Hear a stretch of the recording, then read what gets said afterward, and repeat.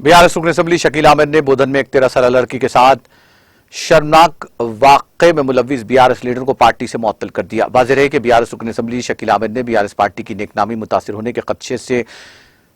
लड़की के साथ ज्यादती करने वाले बीआरएस लीडर को पार्टी से मुअत्तल कर दिया है, जिसके नतीजे में अवाम में बीआरएस पार्टी से मुताल्लिक़ एतमाद बहाल हुआ है।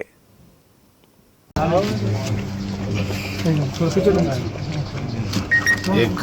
बोधन में शक्कर नगर में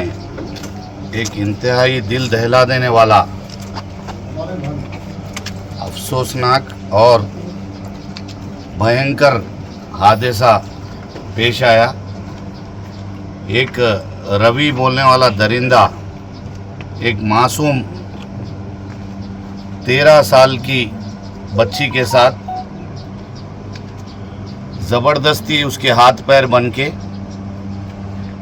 एक बहुत ही दर्दनाक भयंकर हरकत, जिसकी कोई सीमा नहीं है, इस तरीके की जो दरिंदा हरकत करा। मैं पुलिस से गुजारिश करता हूं कि इस दरिंदे को फांसी पे चढ़ाए तक इसको जो है छोड़ना नहीं चाहिए। और ये दरिंदा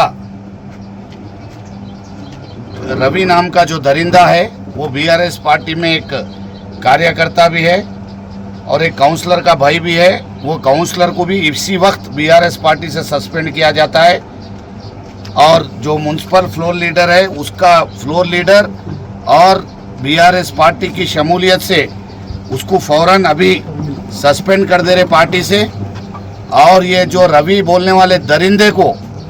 फांसी की सज़ा दिलाए तक मैं कसम खाता हूं कि जब तक इसको पूरी सज़ा नहीं मिली कानूनी तौर पे, इसको हम बच्ची को, ये मासूम 13 साल की गरीब मासूम बच्ची, इसको हर तरीके से हम इंसाफ दिला के रहेंगे और इसका तमाम एविडेंस कलेक्ट करके इसको फांसी पे चढ़ा के रहेंगे। अगर इसमें और कोई भी लोग मुलव्विस है,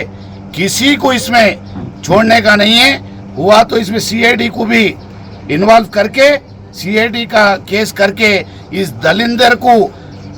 फौरन से फौरन इसको फांसी की सज़ा दिलाई जाएगी